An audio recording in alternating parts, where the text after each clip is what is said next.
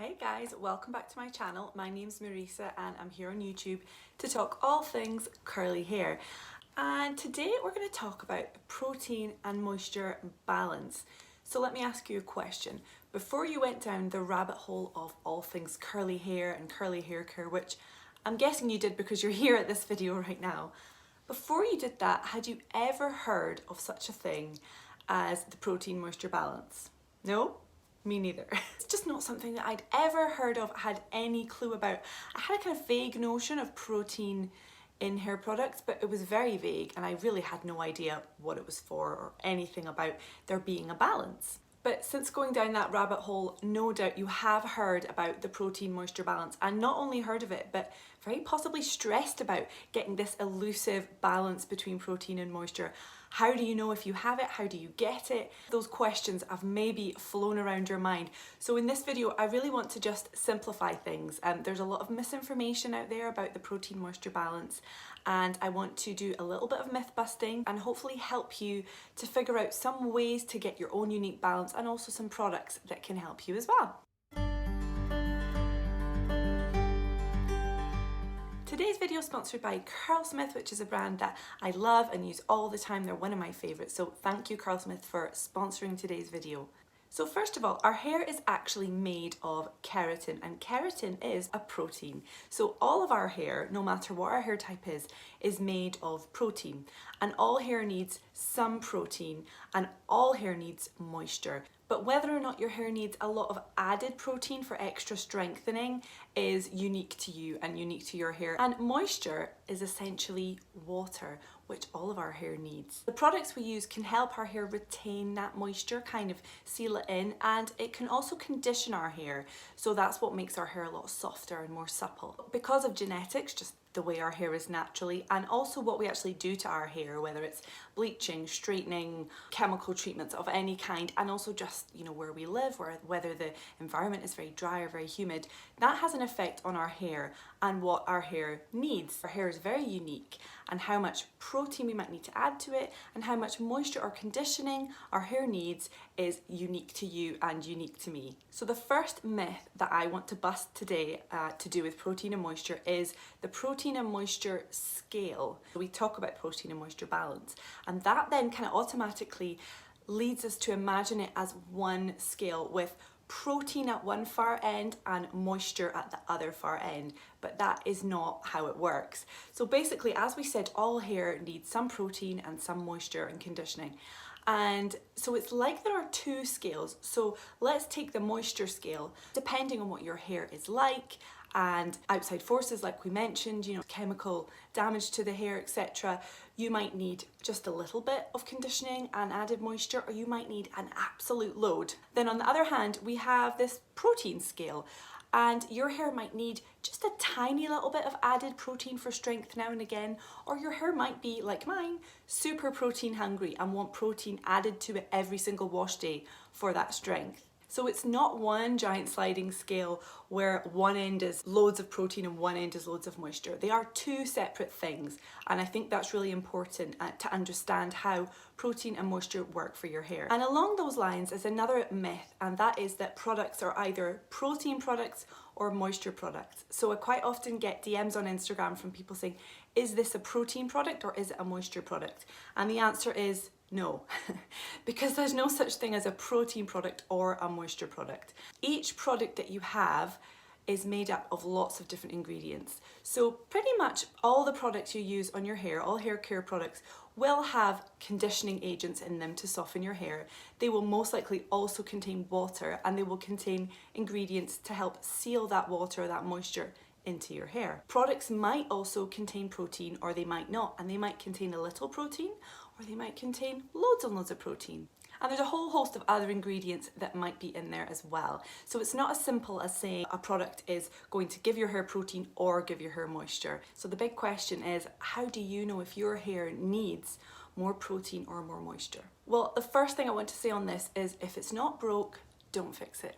So if your hair's fine and you're happy with it, then please don't stress about protein moisture balance, because chances are if your hair's fine and you're not having any extreme issues with it, then your balance is just fine and you don't need to worry about it.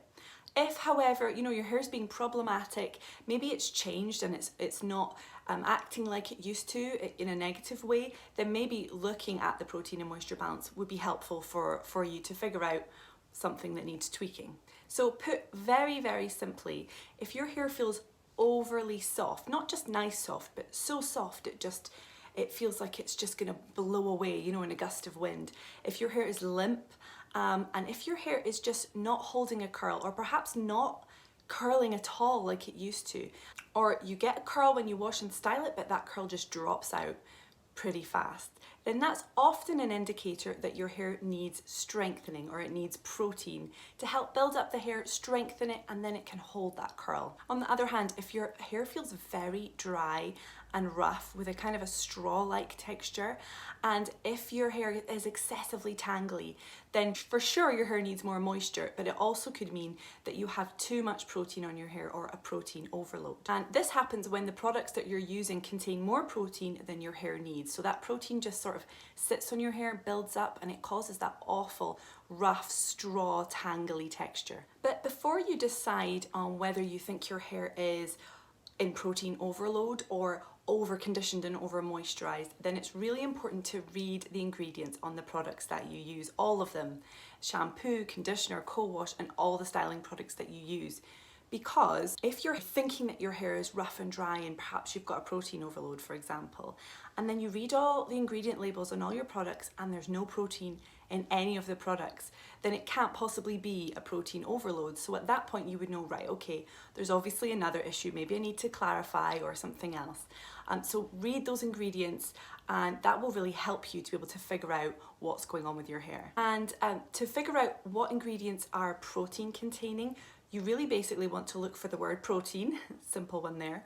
Amino acids are proteins as well, and often but not always, where the word hydrolyzed is used, it often indicates a protein. And if you're not sure, you can just Google the ingredient and Google will tell you if it contains protein or not. And on that word hydrolyzed proteins are brilliant. They're really important because hydrolyzing, it breaks down the protein molecules and it makes those molecules small enough to actually work on the hair and to actually fill those gaps in the hair and strengthen it. So hydrolyzed proteins are absolutely your friend.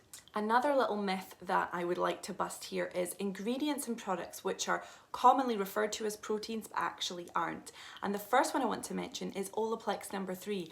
So many times I've heard people say Olaplex number 3 is a protein treatment, or that it contains protein, and it doesn't. It doesn't contain any protein at all. It's a bond rebuilding treatment, so yes, it's going to strengthen your hair in a different way, but it doesn't contain protein. Also, coconut oil and aloe vera are often called proteins for the hair, but they actually, again, aren't proteins. They can be protein mimickers, which means for some people's hair, they can act a bit like a protein and sort of fill in the gaps in the hair the way that protein does. So they can mimic the action of protein.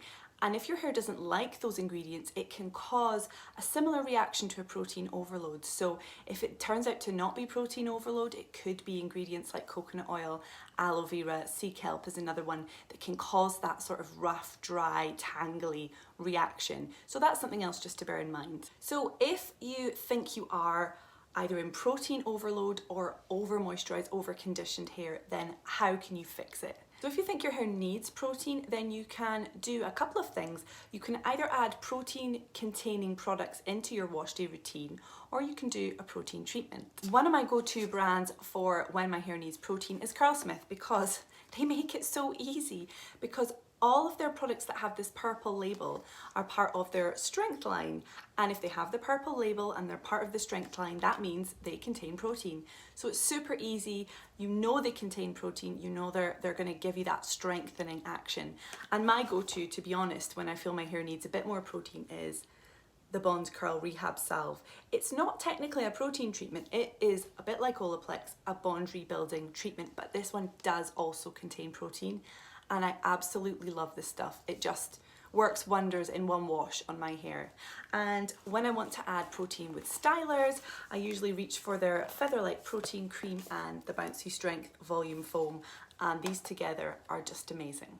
And another great one is the Multitasking Conditioner, because it can be used as a regular conditioner, a leave-in, or a deep conditioner. So it really is multitasking also contains protein. If you think your hair has a protein overload or you just need more moisture, then again Curlsmith have made it simple because their orange label moisture line are all protein free and they're all very, very moisturizing. And if you do have a protein overload or need more moisture, then deep conditioning is your best friend. And these are two amazing deep conditioners. So the orange one from the moisture line is this double cream deep quencher, so that is some serious moisture there. And also in their scalp line, which has the blue label, is my favorite deep conditioner, and that's the Hydro Cream Soothing Mask. So this is a little bit more lightweight than the orange line, but still protein free and still very moisturizing. All of Curlsmith's orange label moisture line and blue label scalp line are protein free, and the purple label, which is the strength line, all contain protein. So it's just so easy to get your balance using those products. And the blue scalp line is moisturizing but more lightweight than the orange moisture line. So if your hair is easily weighed down, perhaps it's fine, then you might get better results with the blue scalp line. If your hair is quite coarse and very dry, then you might want to reach for that orange moisture line. And I have a discount code for you. If you use the code Marisa10 on their website, you can get 10% off your first order as well, and I'll link all those products in the description box for you too. So if your hair is unbalanced one way or another, then getting it back to being a nice balance between enough moisture and conditioning and enough strength and protein, it can take time. It won't necessarily be fixed in just one wash.